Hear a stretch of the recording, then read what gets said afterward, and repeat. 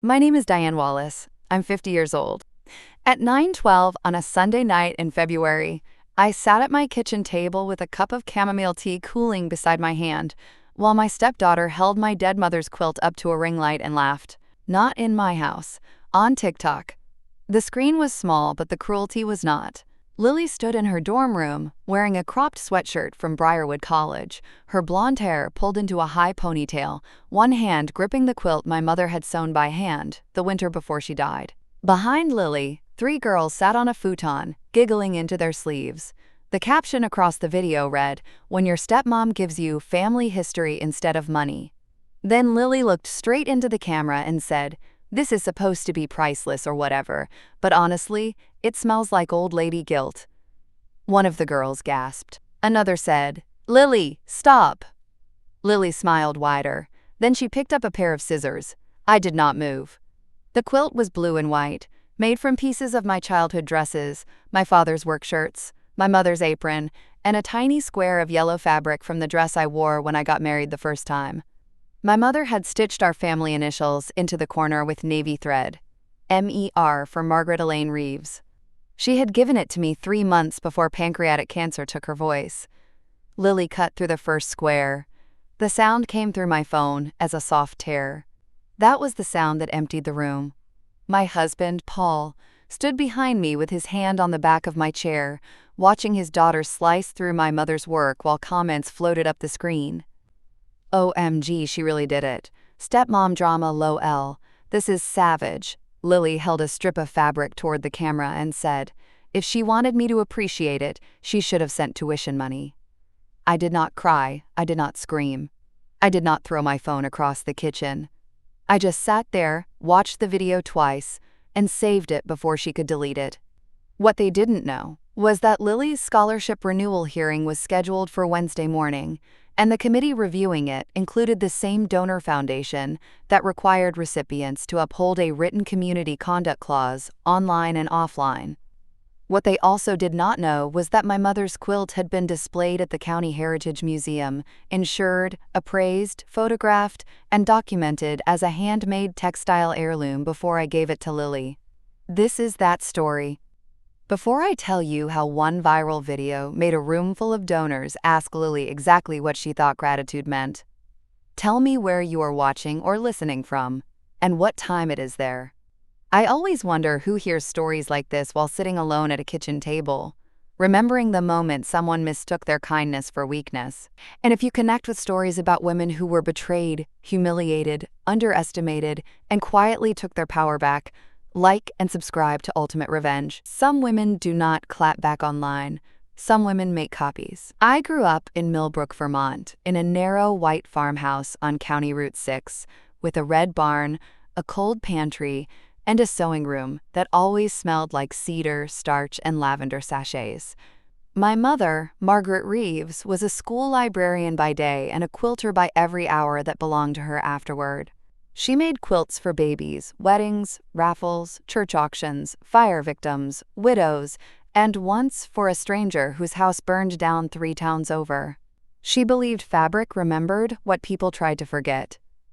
"This was your father's shirt from the summer he built the porch," she would say, holding up a blue square. "This was your Easter dress when you lost your front tooth. This was the apron I wore when I burned the Thanksgiving rolls and pretended I meant to." To anyone else, it was cloth. To my mother, it was record-keeping. My father died when I was 23, and my mother and I became quieter after that. Not distant, just aware that grief had moved into the house and needed its own chair. I married young, divorced kindly, and built a career as an archivist for the Millbrook Historical Society. I spent my days cataloging photographs, letters, ledgers, property records, military uniforms, and objects people almost threw away before realizing they were the only proof left that someone had been here.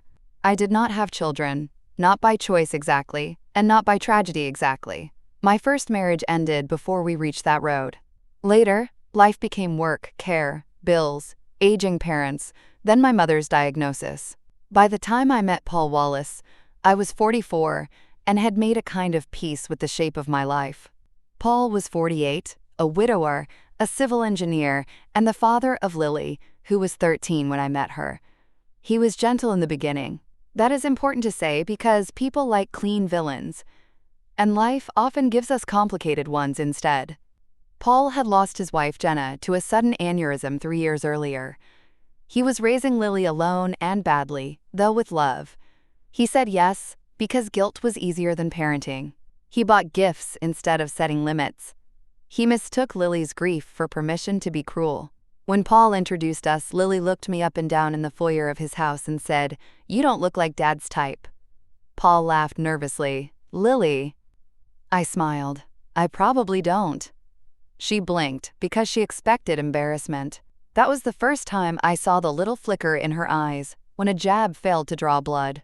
Lily was beautiful in the effortless, expensive way teenagers can be when adults orbit their disappointment. Pale hair, clear skin, green eyes, and a talent for making vulnerability look like a performance she had not approved. She was not evil. I do not believe children become cruel in a vacuum. But she had learned early that if she wounded first, people would apologize to her for bleeding. The hierarchy in Paul's family was simple. Lily was the grieving daughter. Paul was the exhausted father. I was the intruder expected to be grateful for whatever corner of love remained. Paul's parents, Evelyn and George Wallace, adored Lily and regarded me with polite suspicion. His sister Marcy told me during our first Thanksgiving, "You're very brave, stepping into a ready-made family." It sounded kind until you noticed the word stepping. As if I had walked into their home uninvited. As if Paul had not asked me to marry him 2 years later under the maple tree behind my mother's farmhouse. We married when Lily was 15. Small ceremony. No drama. My mother was already sick then, but still walking, still sharp, still wearing lipstick, because she said cancer did not get to have her mouth before it had to. Lily wore black to the wedding. Not a black dress appropriate for a formal event. A black hoodie. When Paul asked her to change, she said, "Mom would have hated this." The room went silent. I was standing in the hallway holding my bouquet, white roses, blue ribbon, one of my mother's handkerchiefs wrapped around the stems. I said, "Then we won't ask her to bless it." Lily stared at me. I meant it gently. She heard it as defeat denied to her. That was the beginning of the long Cold War. The first serious example came the following Christmas. I had spent 3 weeks making Lily a memory box of her mother's photographs after asking Paul for permission. I found pictures of Jenna at college, Jenna holding baby Lily, Jenna laughing on a beach, Jenna in a green sweater beside Paul on their first house porch. I did not include myself. I did not write anything sentimental.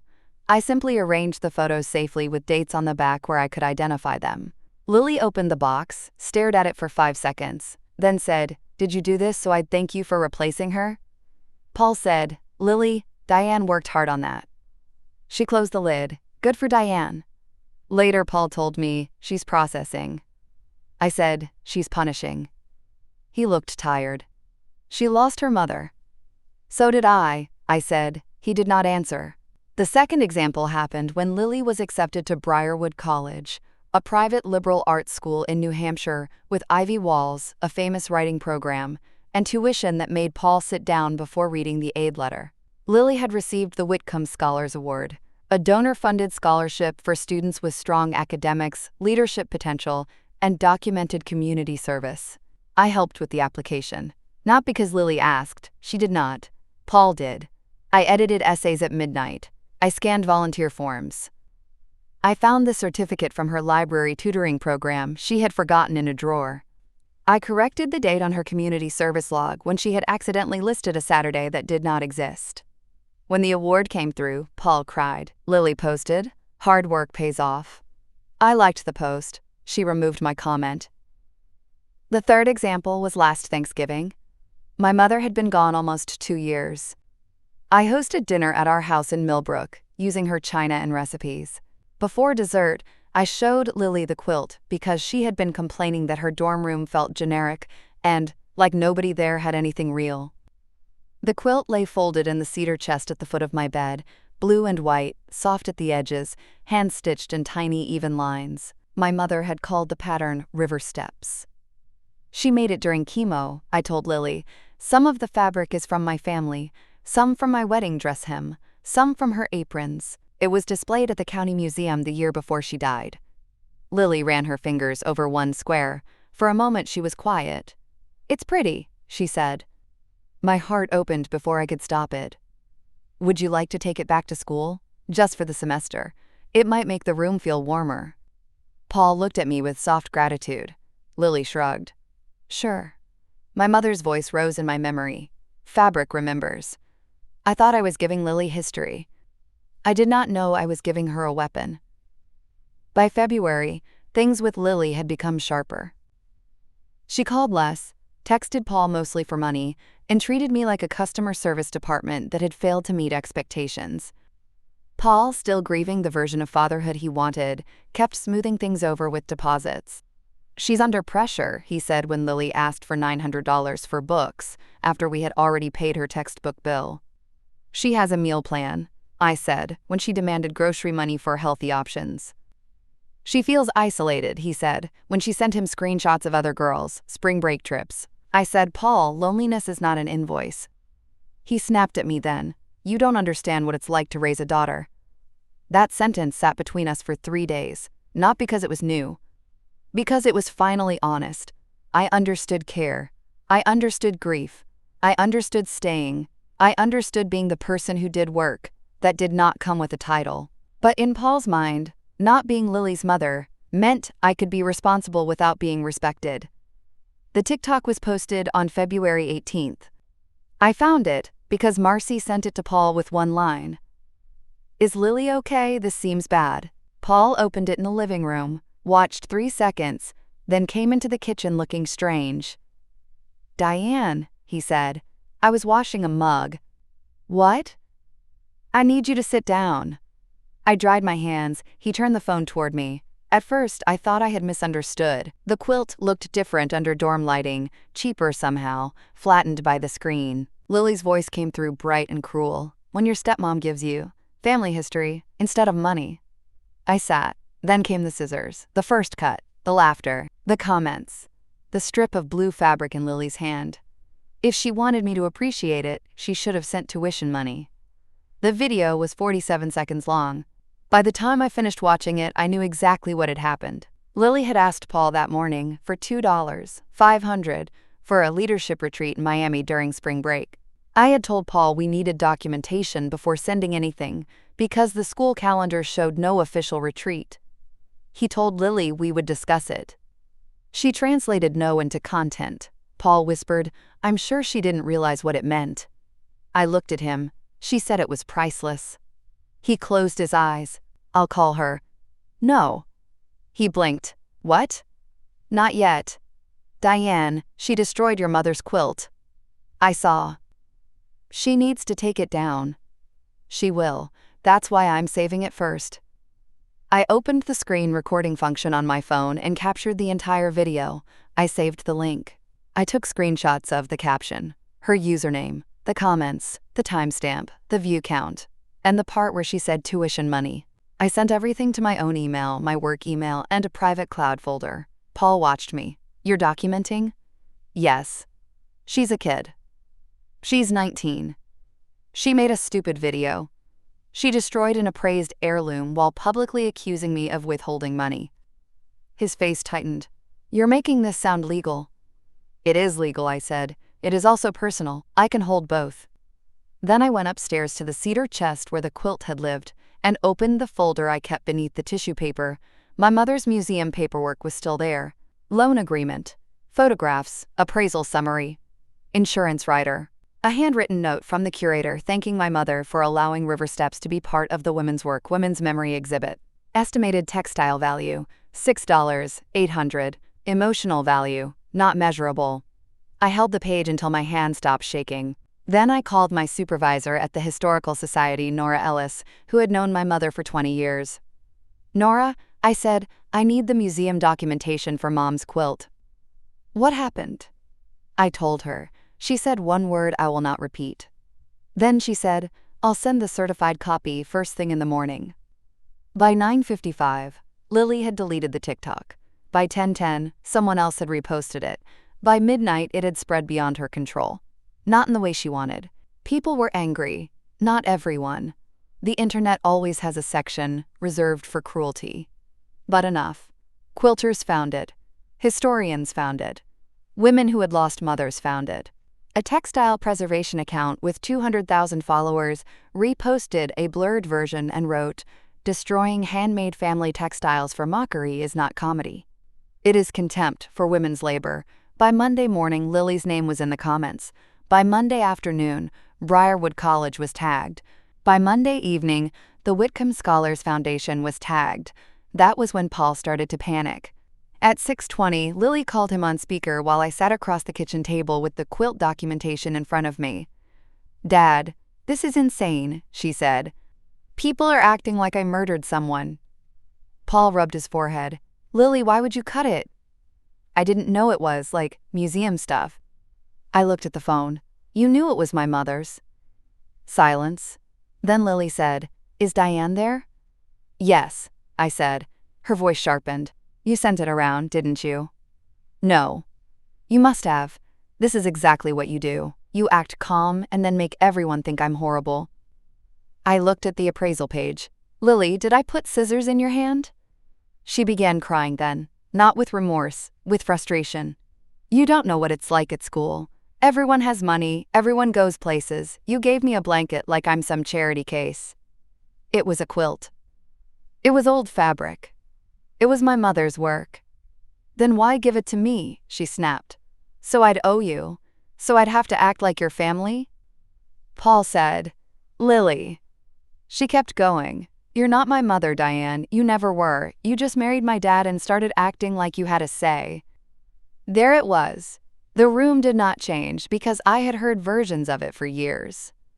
This time, I simply had a recording. I said, "You are right about one thing. I am not your mother."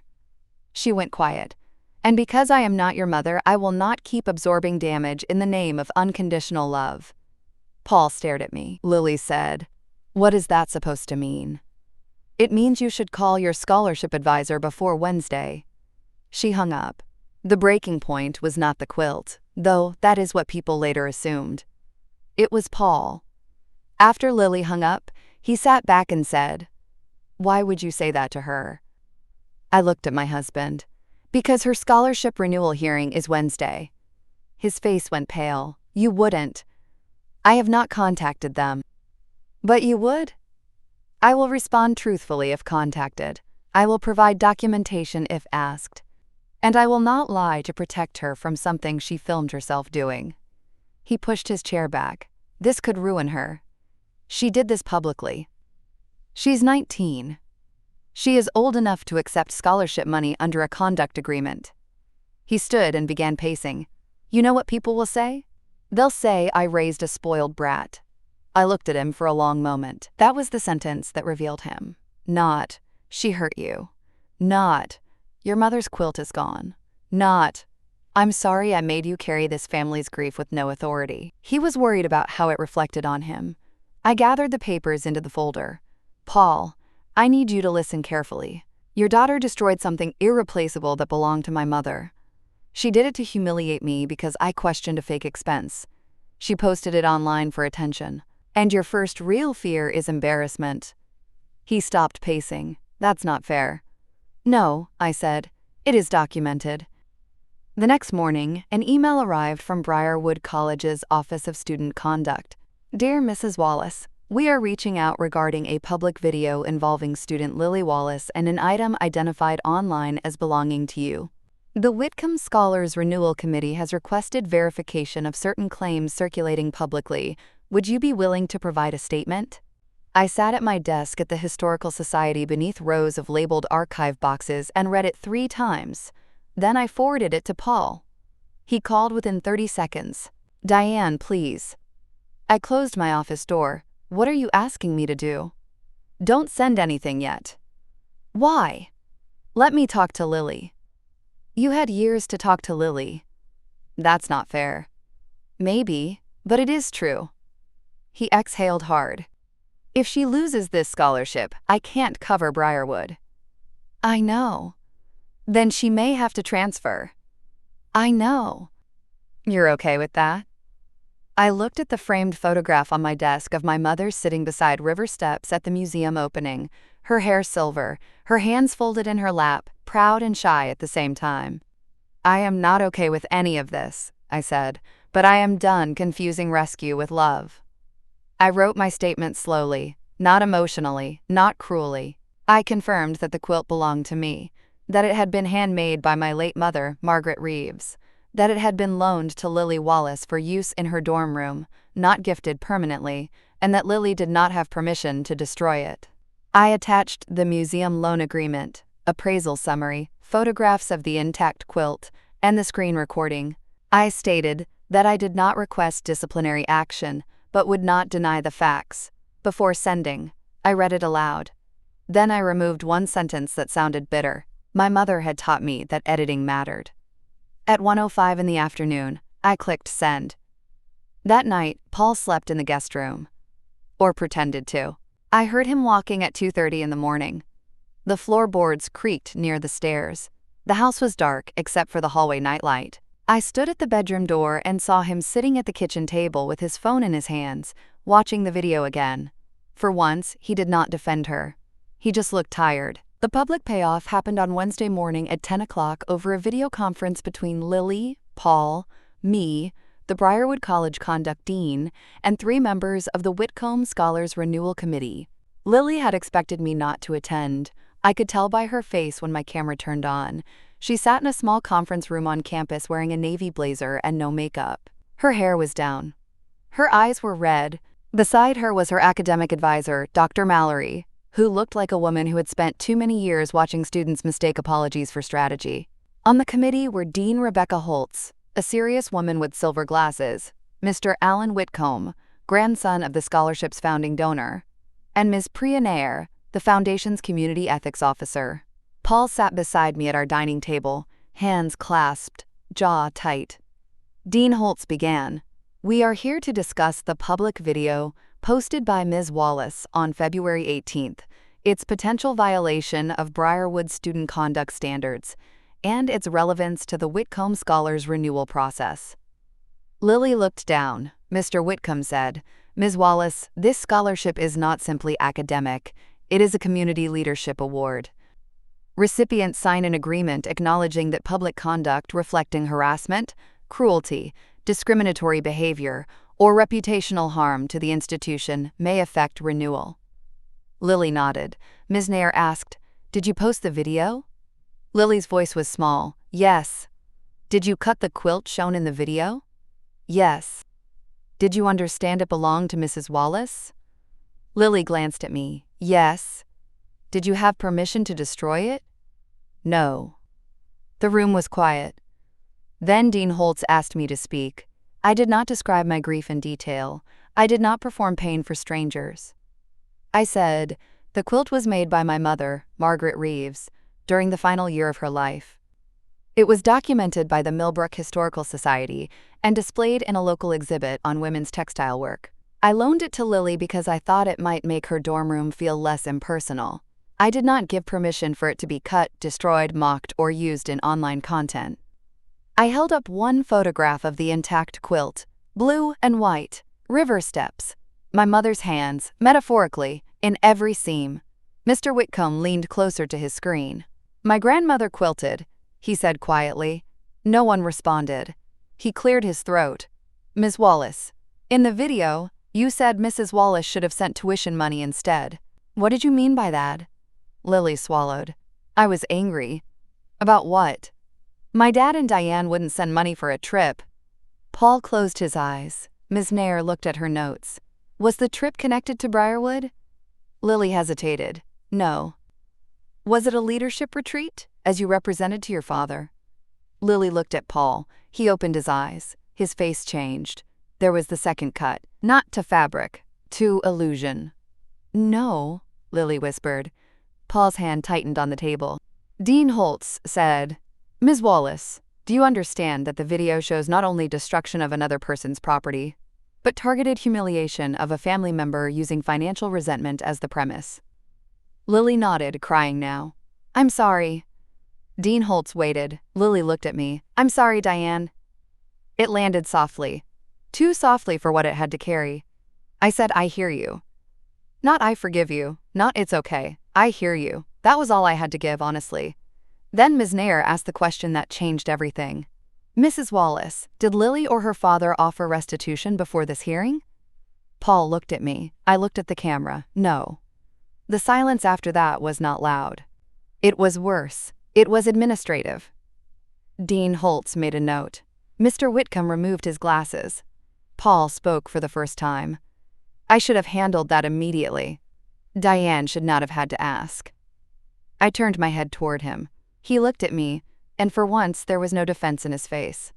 The committee ended the call after explaining that Lily's scholarship renewal would be paused pending review, that she would be required to complete a formal conduct process, write a restitution plan, remove any reposts under her control, issue a written apology, and complete community service with the Textile Preservation or Elder Community Program, if she remained eligible. At 11:46, Lily called Paul. He put it on speaker only after asking my permission. "Dad," she said, sobbing, "they're pausing it. They said I might lose next year." Paul rubbed his forehead. "I heard. What am I supposed to do?" For years, this was where he would rescue her. This time he looked at me, then down at his hands. "You're supposed to do what they asked.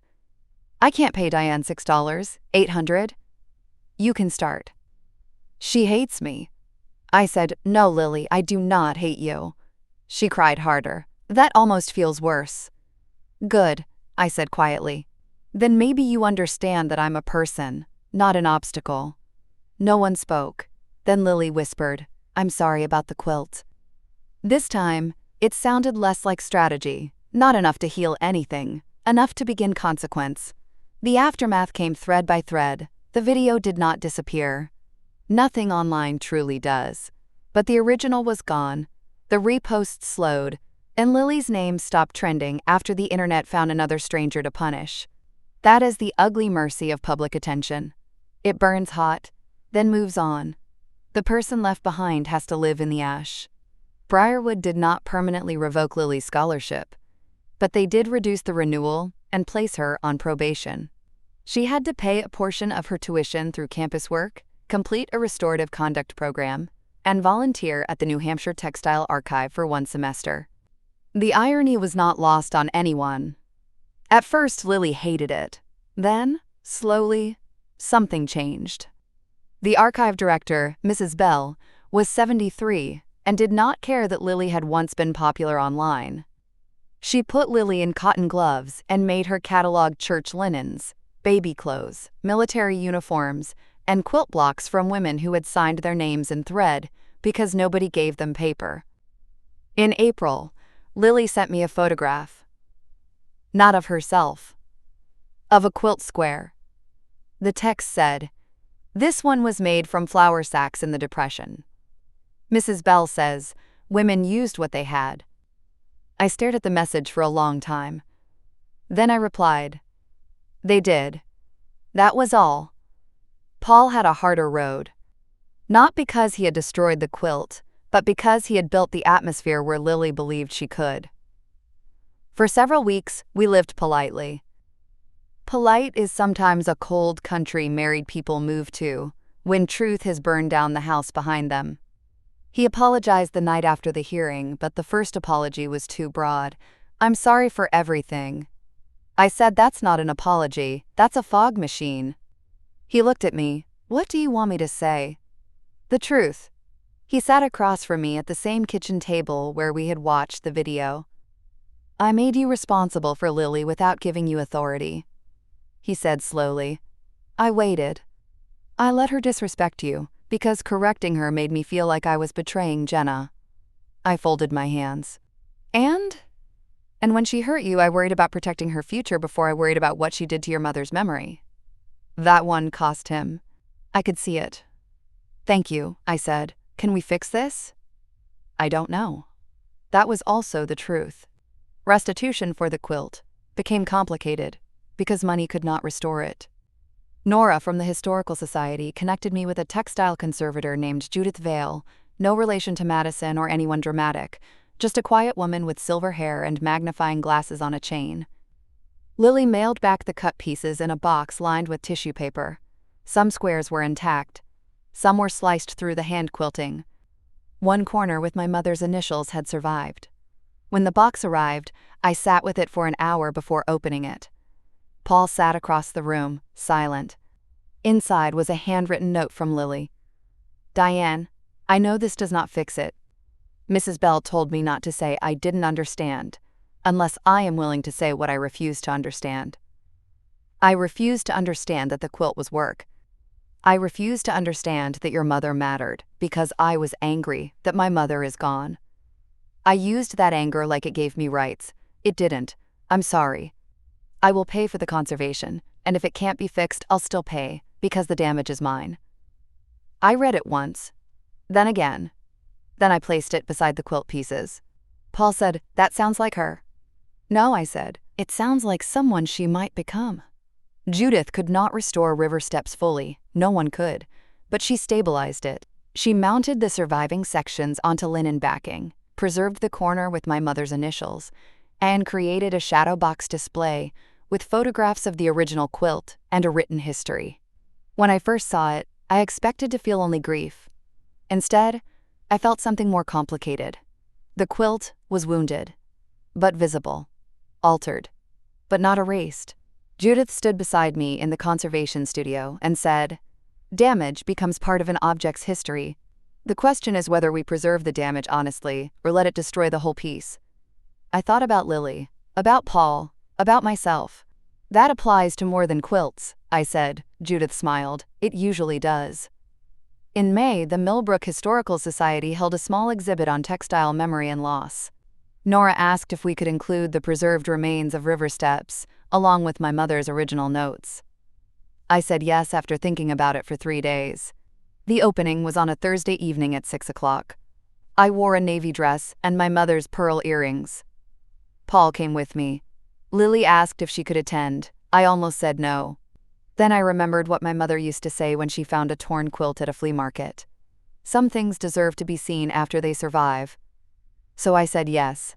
Lily arrived alone, wearing a simple black dress. No performative sadness, no bright college sweatshirt, no friends. She stood in front of the display for a long time.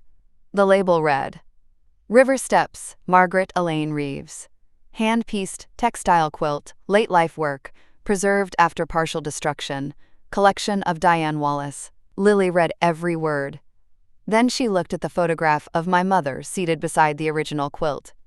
"She looks like you," she said. She was much prettier. Lily shook her head. "No. Same eyes." We stood together in the quiet hum of the museum gallery. "Finally," she said, "I was jealous that you still had things from your mother." I looked at her. That was the first sentence she had ever given me that did not ask to be excused. "I know," I said.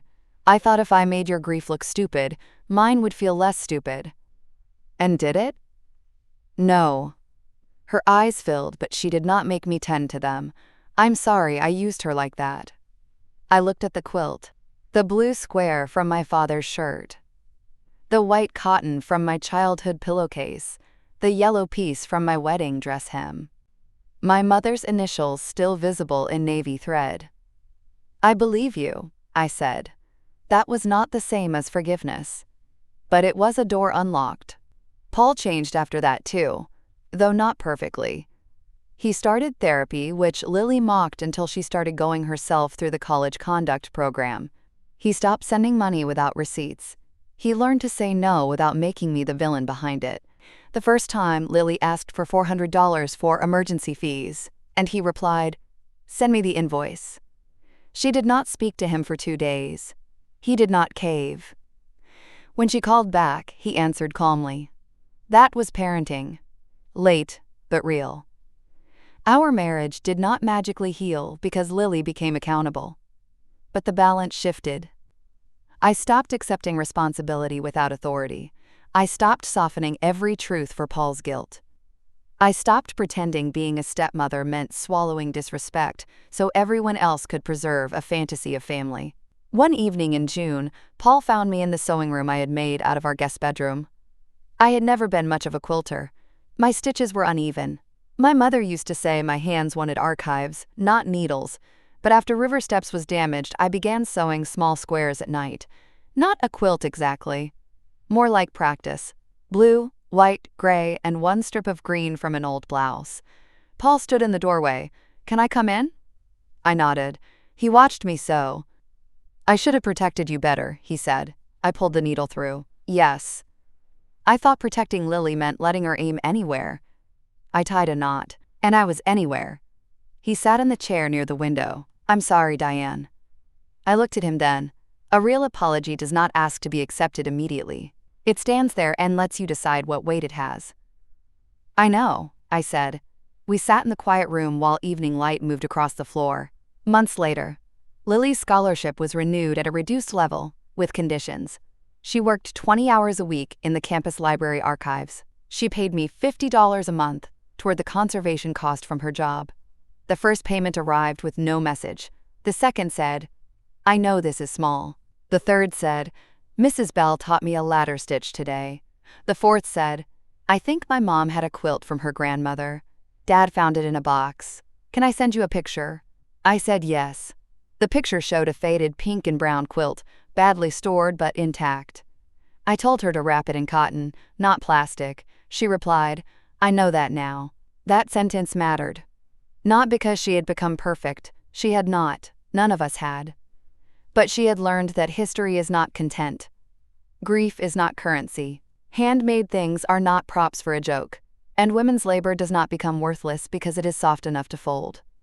As for the internet, it moved on. Of course it did. Strangers stopped discussing Lily. The comments disappeared into older threads. The reposts became harder to find. But the consequences that mattered stayed local, quiet, and exact. The scholarship committee had seen her. The archive had changed her. The quilt had survived as truth instead of decoration. On the anniversary of my mother's death, I brought the restored shadow box home from the museum. I hung it in the hallway outside the sewing room where morning light could touch the glass but not damage the fabric. Beneath it, I placed a small brass plaque. River Steps, Margaret Elaine Reeves. Handmade. Remembered. I stood there for a long time after hanging it. Paul came up behind me but did not touch me until I reached back for his hand. That mattered too. Later that evening, Lily called. Not texted. Called. "Dad said today was your mom's day." She said. "Yes." I just wanted to say I'm thinking about her. I closed my eyes. "Thank you." "And you." I looked at the quilt behind glass. "Thank you, Lily." There was a pause. "Diane?" "Yes?" I wish I had met her. The word surprised me enough that I sat down on the hallway bench. "She would have made you organize her fabric scraps before deciding whether she liked you." Lily laughed softly. "That sounds fair." "She probably would have liked you eventually." "Eventually?" "My mother had standards." "Good," Lily said. "Someone should." After we hung up, I thought about what revenge had meant in this story. It was not Lily losing everything. She did not. It was not me humiliating her online. I did not. It was not Paul groveling or the world taking my side forever. The world is too restless for forever. The revenge was simpler. She destroyed something handmade to prove I had no power. Then the people holding her future watched the whole thing and asked her to explain her character. No shouting. No insults. Just the video she made, the paperwork she ignored, the conduct agreement she signed, the heirloom she thought was just old fabric. Sometimes the most devastating proof is the one a cruel person records themselves. My stepdaughter destroyed my mother's quilt on TikTok. She wanted strangers to laugh at me. Instead, her scholarship committee saw the whole thing. And in the end, the quilt did what my mother always believed fabric could do. It remembered. Thank you for staying with me through this story. I know some of you have had precious things mocked, broken, dismissed, or treated like trash by people who did not understand what those things carried. Maybe it was a quilt, a recipe, a letter, a photograph, a ring, or simply the last piece of someone you loved. I hope Diane's story reminds you that protecting memory is not being dramatic. Some things are valuable because love made them by hand. Subscribe to Ultimate Revenge for more stories about quiet women, family betrayal, silent comebacks, and proof that speaks when cruelty records itself. So tell me, if someone destroyed the last handmade piece of your mother just to humiliate you online, would you fight back in the comments, Or would you let the people deciding their future watch the video for themselves?